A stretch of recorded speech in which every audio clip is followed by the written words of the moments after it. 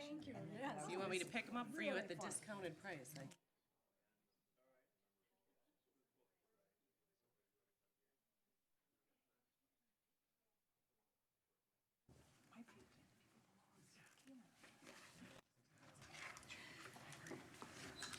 Good evening, ladies and gentlemen. It is now 6:30, and I will call this regular meeting of the Burnsville City Council to order.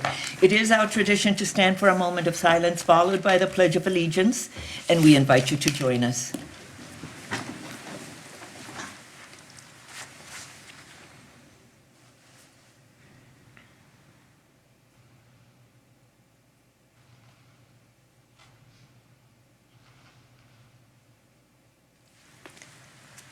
I pledge allegiance to the flag of the United States of America and to the republic for which it stands, one nation, under God, indivisible, with liberty and justice for all.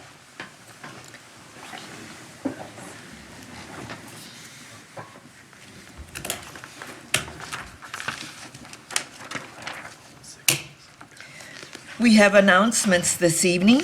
Our announcements have to do with our upcoming meetings, and we also have an announcement about a meeting that's going to be taking place here in City Hall. So, first of all, regular council meetings are scheduled for Tuesday, October 18th, 6:30 p.m., and Monday, November 7th at 6:30 p.m.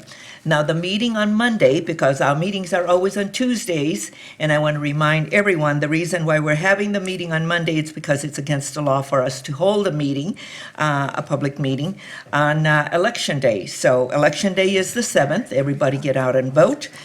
But Monday, November 7th, is the council meeting, and that's at 6:30 p.m. here in the council chambers. We have work sessions scheduled also Tuesday, October 11th at 6:30 p.m. and Tuesday, October 25th at 6:30 p.m. We're in the midst of budgets, and we invite anyone who would like to take part in these processes to join us. We will have department budget presentations on Tuesday, October 25th, 6:30 p.m. And then we have a budget work session on Tuesday, November 15th at 6:30 p.m. Another budget work session on Tuesday, November 29th at 6:30 p.m. Then we adopt the budget and the levy on Tuesday, December 6th at 6:30 p.m. All meetings are held here in the council chambers. And then we have an announcement. Mr. Nienhuis.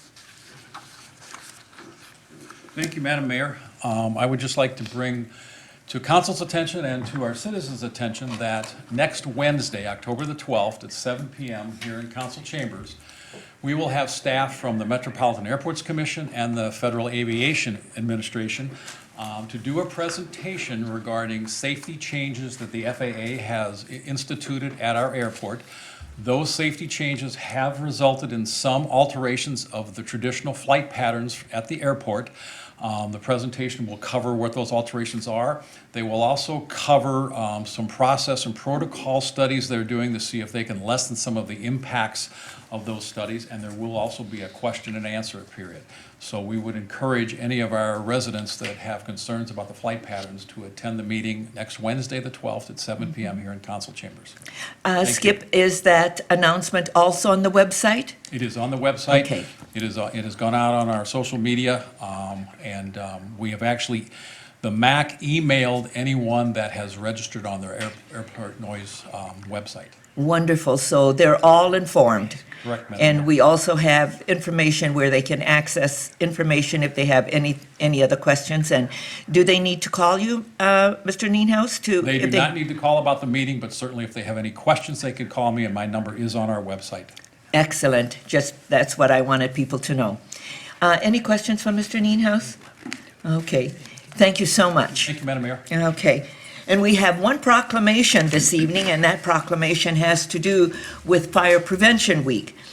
Whereas the city of Burnsville is committed to ensuring the safety and security of all those living and visiting Burnsville, and whereas fire is a serious public safety concern both locally and nationally, and homes are the location where people are at greatest risk from fire. Whereas homes home fires killed more than 2,745 people in the United States in 2014, according to the National Fire Protection Association. And fire departments in the United States responded to more than 369,500 home fires. And whereas working smoke alarms cut the risk of dying in reported home fires in half. Whereas in 1/5 of all homes with smoke alarm, none were working. And whereas 3 out of 5 home fire deaths result from fires in properties without working smoke alarms. All smoke alarms should be replaced at least once every 10 years, and the age of a smoke alarm can be determined by the date of its manufacture, which is marked on the back of the smoke alarm. Burnsville's first responders are dedicated to reducing the occurrence of home fires and home fire injuries through prevention and protection education. Whereas Burnsville's residents are responsive to public education measures and are able to take personal steps to increase their safety from fire, especially in their homes. And whereas the 2016 Fire Prevention Week theme, "Don't Wait, Check the Date," effectively serves to educate the public about the vital importance of replacing smoke alarms in their homes at least every 10 years. Now therefore, I, Elizabeth Couts, Mayor of the City of Burnsville, on behalf of the City Council, do hereby proclaim the week of October 9th through the 15th, 2016, to be Fire Prevention Week. Proclaim this 4th day of October 2016. And we also have an open house for our fire department at Fire Station 1 on Thursday, October 6th. Chief, is that 5:30? 5:30 to 8. 5:30 to 8. So anyone who is interested in what we're doing and what our fire department is doing, please come to Fire Station 1, and that is on 140th Street. 140th Street by Coles, south of Coles. Thank you. Okay, we'll move on to citizens' comments. Is there anyone in the audience who wishes to address the council on an item that is not on the printed agenda and not an application form that will be coming before us at a future date? Anyone who wishes to address the council? Seeing no one, I will then move on. The next item is additions to the final agenda, and this is for emergency items only. Ms. Johnston? None from staff, Madam Mayor. Members of the council? Okay. We then move on to the consent agenda. The consent agenda is a group of items that's considered to be routine and will be enacted by one motion. However, an item on the consent agenda can be removed for a separate discussion and vote. Is there anyone in the audience who wishes an item on the consent agenda to be removed for a separate discussion and vote? Anyone? See no one, Ms. Johnston? Is there anyone? Does staff want anything to be pulled? No, Madam Mayor, none from staff. Okay, members of the council? May I have a motion to adopt the consent agenda, please? So move. Councilmember Sherry makes the motion. Second. Second by Councilmember Nguyen. All in favor, please say aye. Aye. Opposed, say nay, and the motion carries. Thank you. Now we move on to item number 5. Item number 5 is an application for Lakeland Investments LLC for a plan unit development amendment to delete building removal timelines and allow businesses other than a coffee shop to operate out of the small building at 12735 County Road 5. We're asked to approve the plan unit development amendment and adopt the findings of fact and the ordinance. Ms. Garros. Thank you, Madam Mayor, members of the audience, and to our residents.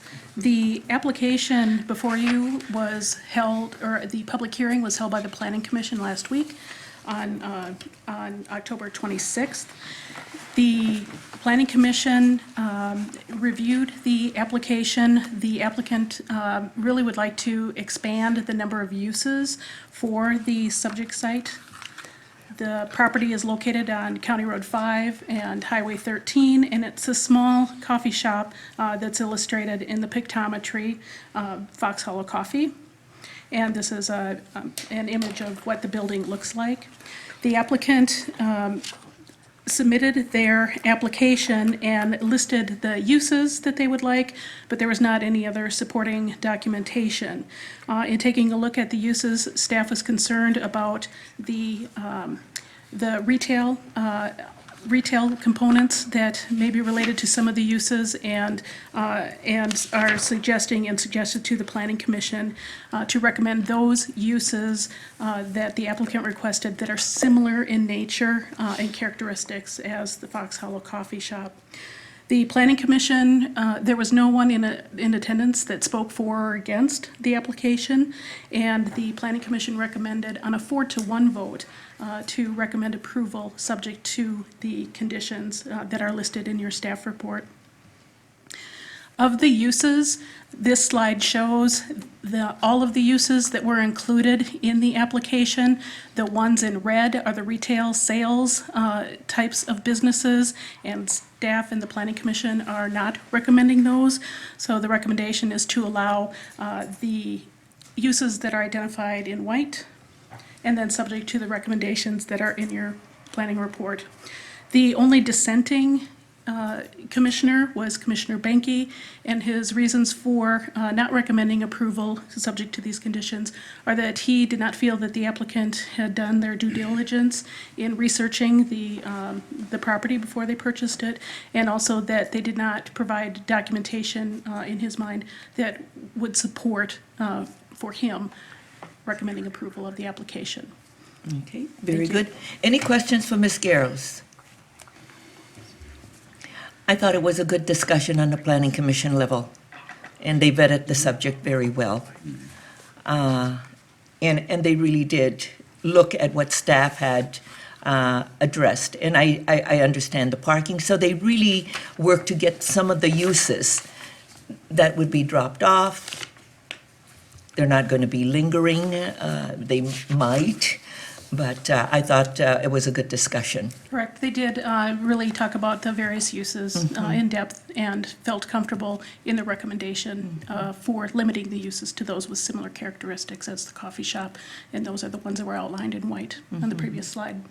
Yeah, and our ordinance supports an amendment to the PUD.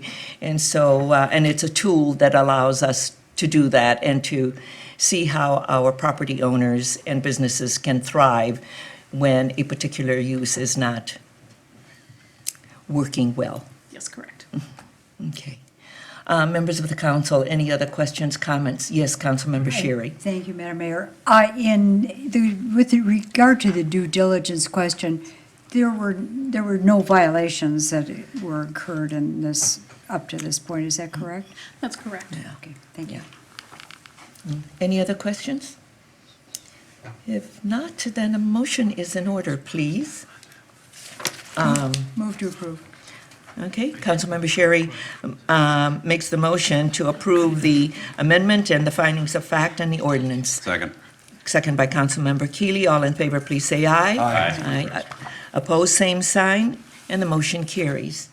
Thank you, everyone. I believe that is the end of the regular agenda this evening, and a motion to adjourn is in order. Motion to adjourn. Second. Councilmember Coughlin makes the motion, second by Councilmember Nguyen. All in favor, please say aye. Aye. Opposed, same sign, and the motion carries. Good night, and thank you for being with us.